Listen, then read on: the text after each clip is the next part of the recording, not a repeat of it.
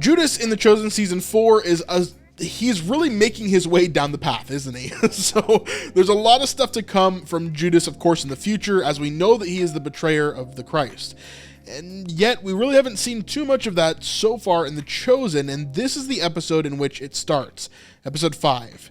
There's a lot of stuff that happens here, and I think you're probably missing a piece of it or two as we walk through it. So there's a couple of scenes I want to go into as we talk specifically about Judas and how he is walking down that path. Let's first start at the very beginning of this episode with this section right here.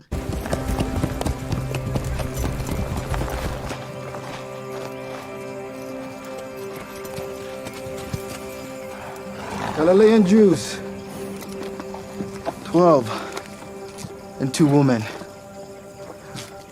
I was told there may be as many as 4 women in your company. So this is an important point right here. He says, I was told there might be as many as 4 women in your company. Of course, he's talking about Mother Mary and Rhema. But of course, Rhema is dead and Mother Mary is no longer with them at the moment. And so there's just 2 of them, Tamar and Mary. So of course, this hits hard. And also it flips immediately over to Thomas here. So you can see him. Obviously, he's uncomfortable with that. But what is he going to do here? You're followers of Jesus the Nazarene? Who's asking? I have a package for Andrew and Simon, sons of Jonah. You didn't answer his question. What's in the box? I'm the messenger, not the sender. I was only giving delivery instructions. Whomever of you is Andrew, step forth. Me. So this reminds me a lot of season 2, episode 2, whenever Philip comes on the scene and they're very suspicious, right? Big James and Simon, they're very suspicious about this guy that's approaching their camp. And then all of a sudden Andrew comes in and he's like, hey, what's up, brother? Like, what's going on, man? And so we see the same thing here where Andrew is just like so oblivious. He's so like not into hiding what's going on. He's just like, hey, what's up? What's going on? Tell us who sent you, and maybe we'll explain. Go easy.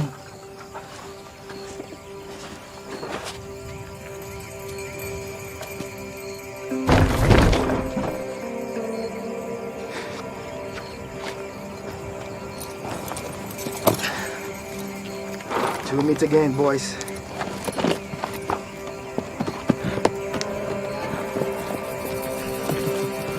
So the package is left here. I'm going to skip forward a little bit because I just want to get to the good parts where we want to talk about everything. So they're thinking about opening it. There's a bunch of little jokes here, of course. I love these moments here. Receive a gift of gratitude from Fatia, the Nabatean leader in Decapolis after defeating. So they mentioned Fatia, who is a character who we saw at the obviously season finale, episodes 7 and 8 of last season. She is the Nabatean leader of the people over there in the Decapolis. So that's one person they mention here. And what was Andrew's name first? Maybe there's a rabid animal inside sent to attack and kill us. So maybe there's a rabid animal. This is kind of has a precedent because of what he's going to say here. Okay, Smells safe to me. just open it.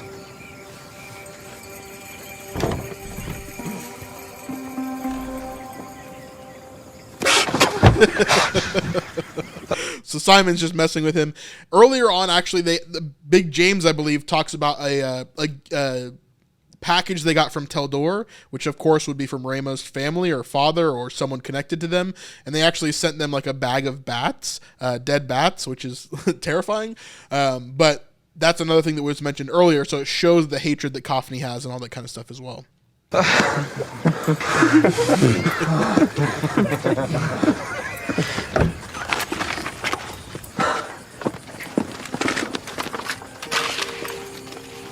From Joanna. So the package is from Joanna. Of course, we could have guessed that for sure. The richest person they know that's been giving them money all along the way. This is basically the third big donation, I think, that she's made to the group. And so she's helping to, get them where they need to go. I'm surprised that she didn't give them this donation when she came to deliver the news about John. Maybe she just rushed out too fast in order to gather things for them. Or maybe she did give them a donation, we just didn't see it, and now this is another one later on. But this is a pretty big donation with a bunch of different stuff in here. There's a very specific reason why we're talking about Judas and this scene right here. For the uninterrupted continuity of the teachings and deeds of Jesus of Nazareth. So basically to keep the ministry going. We're going to need to split up the work of selling this in order to liquidate quickly. It would take one person far too long. So split it up. Oh, me right now, yes. So Judas is in charge of splitting up all this stuff in order to, basically sell it all. Silver cooking blades. Z? I have someone for these. So I want you to pay attention to every single item that is going out here, okay? Silver cooking blades. It's very important that they go through every single item that is in this box here and that they don't just kind of gloss over it and say, we got a bunch of stuff from Joanna. Oh, wow, silk from the Far East. No, I don't think that's a good idea. But you know the value, Matthew. You know how to get a good price for it. I thought we all agreed that Judas would handle the money. I am. Just bring me back whatever you can get for it. We trust you, Matthew. Indefinitely. So that's a huge thing right there. After Peter and Matthew have now resolved their issues, Peter is backing Matthew, which he does a couple of different times in this episode, which is really, really cool to see. But we see him kind of dipping his toe back into being responsible with money and being trusted with that money. Nobody thinks that he's going to steal anything or anything like that. And that's a big step for Matthew as a former tax collector.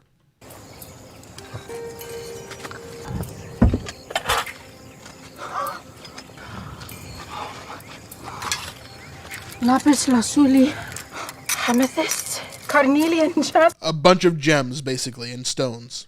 Valuable? Beyond rubies. This will do nicely. I can promise you that. Big James, you go with Tamar and Mary to market, make sure no one bothers them? All that's left are coins.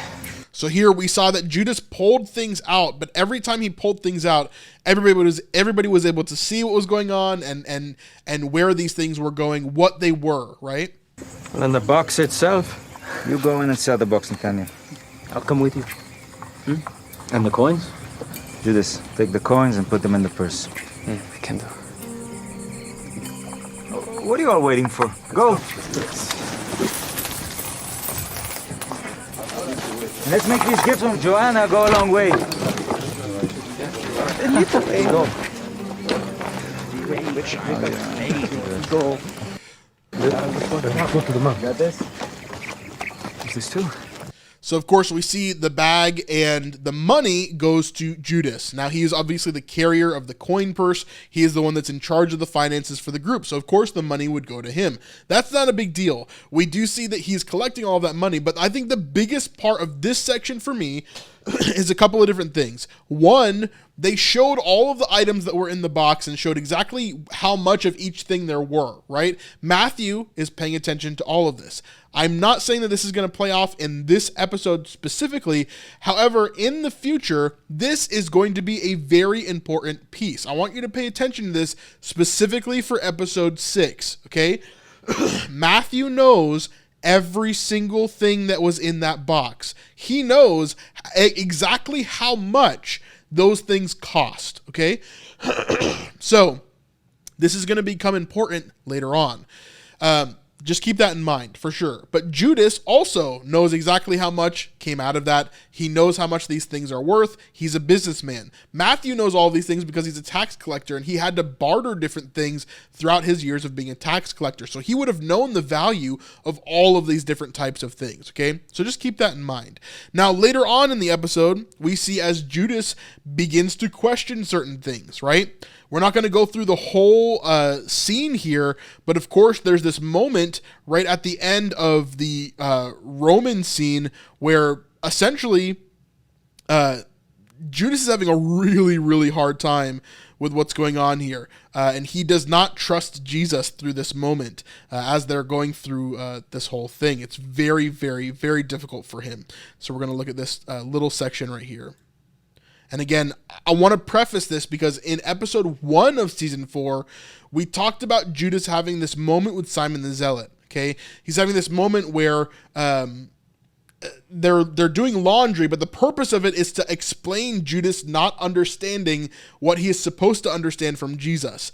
So Jesus goes and has him do laundry with Simon the Zealot in order to give him a mission to understand the lessons of Christ. But throughout all that process, Judas doesn't understand a single word of it.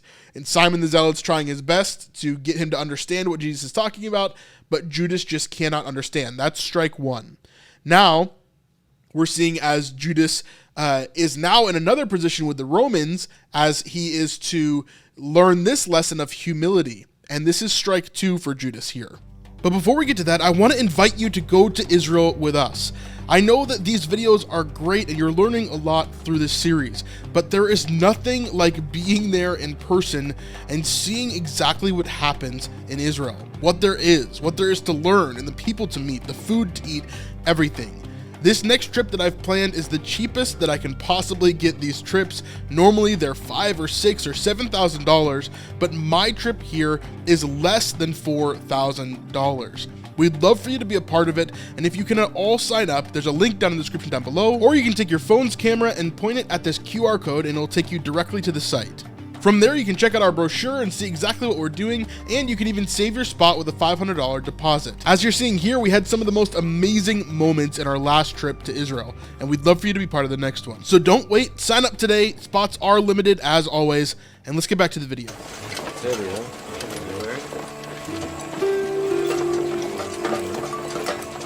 Rabbi, what are we doing? Why would we just help Romans? Judas. Listen to the music as well. We hear the Judas theme. Remember we talked about that before?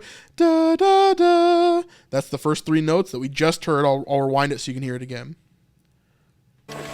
Listen. There it is. Rabbi, what are we doing? Why would we just help Romans? Judas. Where did we meet? At the sermon on the Chorazin plain. Good. Whenever you are troubled, think back on my message.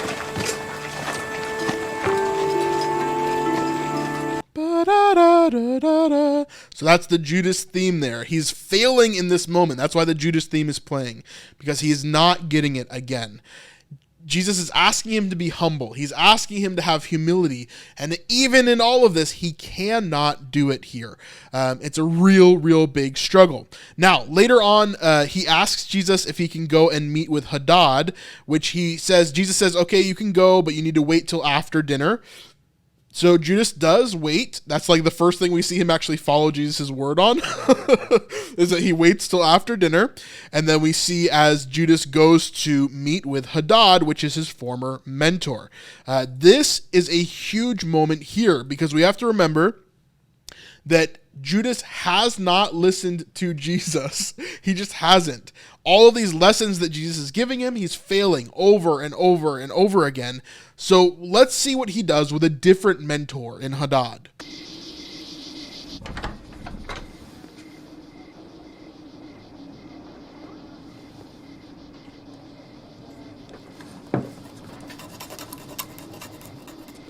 Still doing that old trick. Hades and sticks! So first things first, we come on Hadad actually forging documents. He is covering up old numbers or old letters in order to write his own new ones. That's why he has this wax that is over the paper here, because he is covering up what he had before. And so that little wax candle that he has, he's dripping the wax on the paper in order to cover it up and then to write new things on the paper, essentially. And so he is forging documents or doing scummy things that we've seen him do previously. And so, of course, Hadad is just showing right off the bat that he's a great mentor here. Sticks! And Hades and Styx. Hades, of course, is the god of death in the Roman Greek pantheon. And then Styx is the river Styx, which is where all the dead people would flow down basically into the underworld. And so it's like a cuss word, essentially, for the first century. We hear it a lot, actually, in The Chosen. So Styx, not like sticks, like wood, but Styx like Stix. It's the river of the dead. How did you get in? Or is it Styx? It's one of those two. Key was still under the fennel plant. You know, it's your best practice to change the locks and switch up the hiding places of keys after terminating an employee. I didn't terminate you. You quit. I never thought I'd see you again. Did everything fall apart? We're just passing through Bethany. Oh, make yourself at home. Oh, sorry, I should have knocked. What is home for you these days? We're nomadic. So I think that in and of itself tells us a bit about Judas, right? The fact that he knows that the key is there. He knows that he could have knocked, but he didn't, right? That shows the deceptiveness, the sneakiness that is already in Judas before he's done anything wrong, right? He's just been kind of disobedient to this point, and so we're seeing those hints of who he actually is.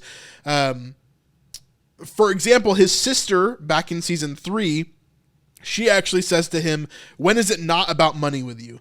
And so these are little hints to Judas's character that are kind of hidden underneath this surface of being a good disciple, being a good apostle, even exorcising demons and all these different things. Underneath that skin of him serving well is this deception. It's the first thing that he goes to is to sneak into someone's house instead of just knocking, right?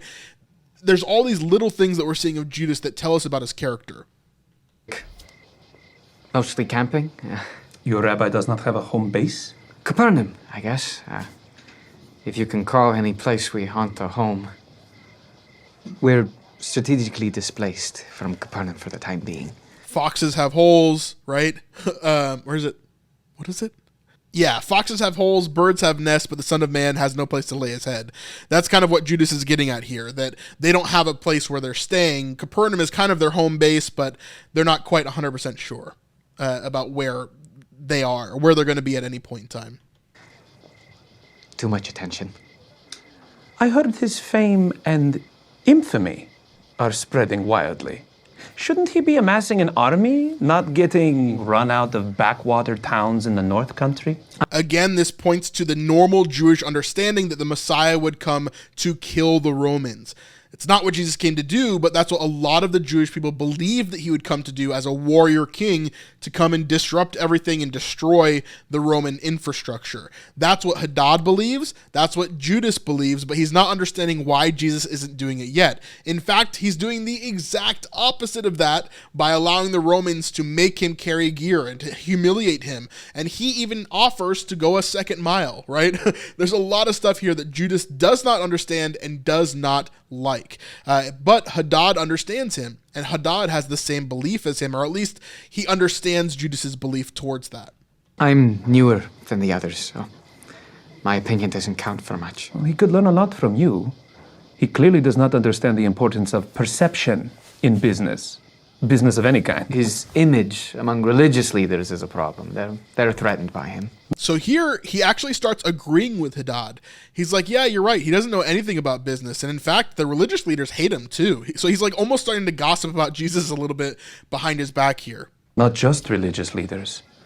I heard one of his followers was murdered by a high-ranking Roman. True or false? That was a terrible, tragic accident. It was the praetor himself. He was punished and demoted for the incident. They kill one of our citizens, and they get a stern talking to. Can you imagine if we laid the finger on one of them? So this is a huge thing here as well. Obviously, Judas is in 100% agreement here. He's like, how could Quintus just be demoted? And he gets a slap on the wrist. While if I were to touch a Roman, I would be instantly executed, right? Crucified. There's so many things that the Romans could do to us that we have no power, right? They're truly our overlords here. That's how both of them see it here. I mean, we're going to find out, because that has to happen pretty soon, right? Again, alluding towards Jesus being the Messiah that is going to overtake the Romans. Now, here is where I repeat what I said earlier on when we talked about that scene between Judas and Simon the Zealot when they're washing clothes. Judas in this season probably calls Jesus the Messiah more than anybody else. And here he's going to repeat it again to kind of cope with himself. He's getting to the point where he's like, I know that Jesus is the Messiah. He is, right? He is, right? Like, surely he's the Messiah. And he's trying to like cope those feelings out of himself. But at the same time, he does truly believe that he's the Messiah. He just thinks that Jesus is doing it in the wrong way, or that someone needs to push him in the right direction. I assume. Judas? Look, Haddad, he is the Messiah. No question. He heals people. He works miracles. His teachings are like nothing anyone's ever heard before. You said so yourself, remember? So why don't you sound convinced? I remember that he did not take up a collection. That crowd was enormous. He had every ear, every heart, and therefore held all the strings to every purse. All he would have had to do was ask. They would say that's what makes him great. See, he's kind of fighting here, but this is exactly what Judas said to Simon the Zealot just a few days ago, right? In Capernaum, they're washing clothes. He says, why didn't we take up a collection? We could have done that. We could have easily had enough money to keep the ministry going and blah, blah, blah, right? So Judas is really talking to himself here. He's talking to that devil on his shoulder, right? Not to say that Hadad is the devil, because I know that some people have that theory that literally Hadad is the devil, but no, I don't think that Dallas would write that way. It doesn't seem to be the case, because other people have met Hadad as well in this show. So the devil doesn't go around like a human being. Anyway, let's continue on. No one can call him a charlatan or a con man. Which is more than I could say for myself. For needing to eat? I admit. I don't understand what we're doing. Or why we're doing it. You can see the balance there that he's trying to fight in between. He's fighting in between this, Hadad, you're definitely right. You're 100% right. And no, Jesus is trying to teach me this. I'm trying to understand this. Even if I don't get it, I need to trust him. He's in between that world right now. Why we're not moving much quicker? I'm trying to learn.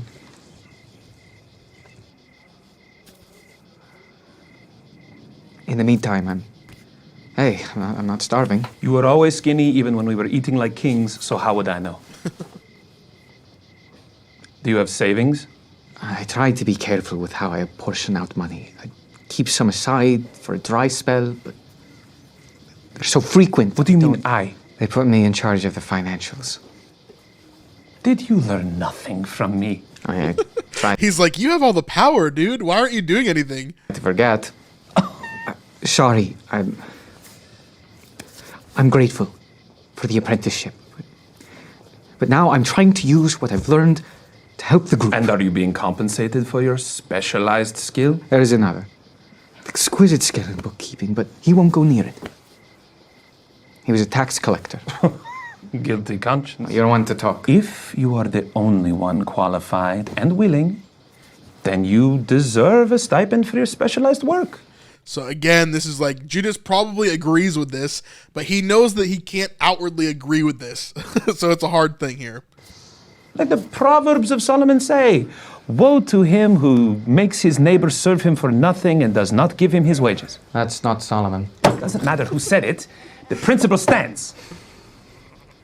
You also know how to invest prudently. It's just good business to take a small portion and put it in a bank where it can collect interest. Jesus has a parable about that, actually. In favor of interest? Yes, very. Then you have all the confidence to know that you're doing what he wanted you to do. So here he's talking about specifically the parable of the talents. And so if we jump over to that, we see this section right here where we see that Jesus does talk about this. He says, basically, I'm going to give one person 5 talents, which if you don't know what a talent is, it's a measurement of money based on weight, okay? A rough estimate would be that 1 talent would be like 60,000, I think. Let me see. I was writing this down earlier. A rough estimate would be that 1 talent would be equal to actually $600,000. So 1 talent measurement of denarii, which is like the silver of the day. It's the money of the day, the denarii.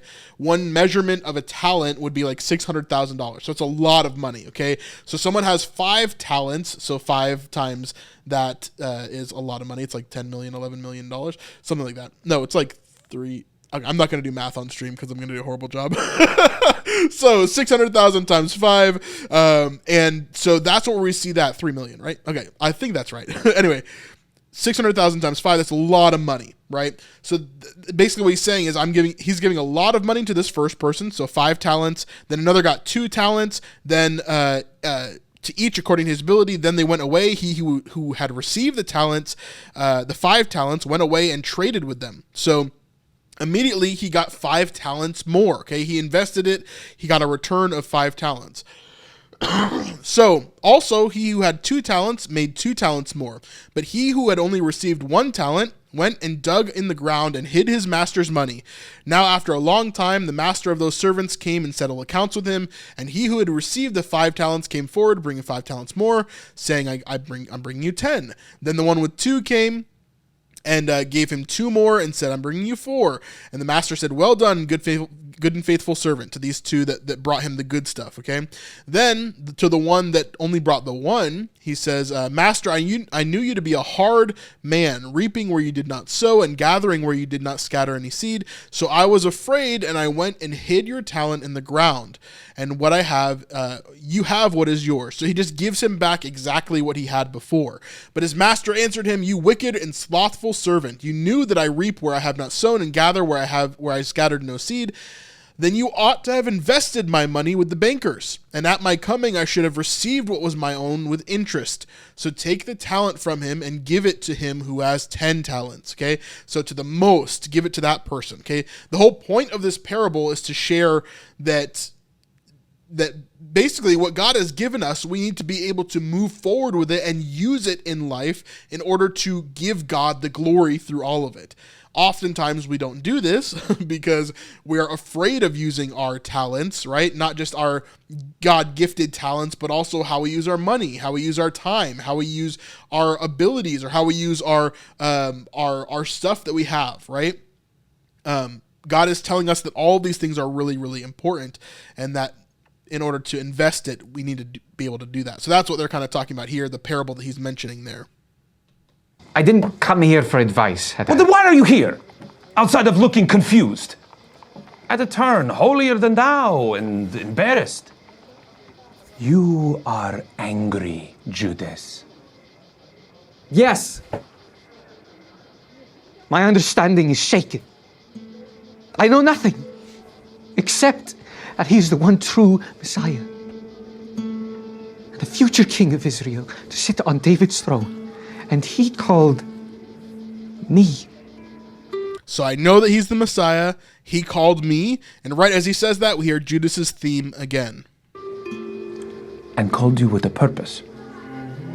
Until you figure out what, you can at least make sure that you have resources to keep the mission going, so that when he takes this Davidic throne you speak of, you are the natural choice to be Secretary of the Treasury under his regime. So it's really interesting here because Hadad is making the same mistake that Salome makes in the previous episode. We talked about Salome and how she's pushing the boys to go ask to be Jesus's, front hand man, right? She's saying you need to be on the left and right of him in his kingdom, right? Hadad is making this exact same fallacy. He's saying to Judas, you deserve to have a position of power within Jesus's kingdom. And so this is a hard thing because this is what the Jews would want to believe, and especially for Judas, right? Someone who believes that he deserves a position of power. He actually talked about this to Simon the Zealot earlier on this season, right? So this exact thing is something that he's struggling with already, and Hadad is just confirming what his beliefs already are. And Judas is kind of on the fence here, not knowing exactly what to do.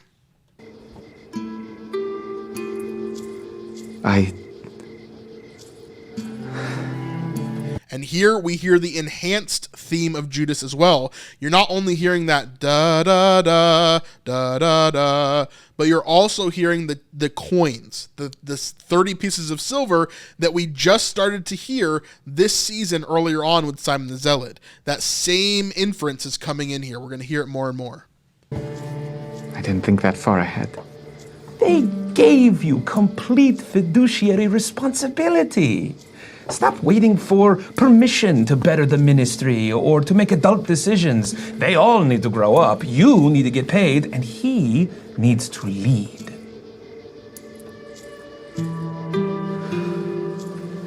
If you truly believe Jesus is the future king of the Jews, then help him act like it. That's what he's got you there for. So Jesus needs your help to be the Messiah, Judas. You need to help him. You shouldn't just be sitting around doing nothing. Judas, you need to help him be the Messiah and to fulfill his role. This is the whole storyline of Judas that's pushing him towards the betrayal. The betrayal is not because he hates Jesus, it's because he thinks that Jesus isn't fulfilling what he needs to do. In fact, Judas needs to push him into being the Messiah that Judas knows that he should be. That's the whole storyline of Judas here in The Chosen. And so we're seeing that play out in real time here with Hadad, where, man, he's pushing on those strings hard. And that's the end of that scene there. We've got one more small scene with Judas here as we get to the end of the episode. And of course, that starts the very beginning of his journey really falling into this here. Again, listen to the music. It's hugely key here.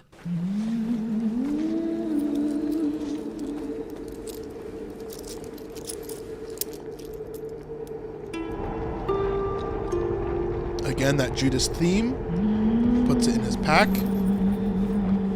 We hear the coins go, and then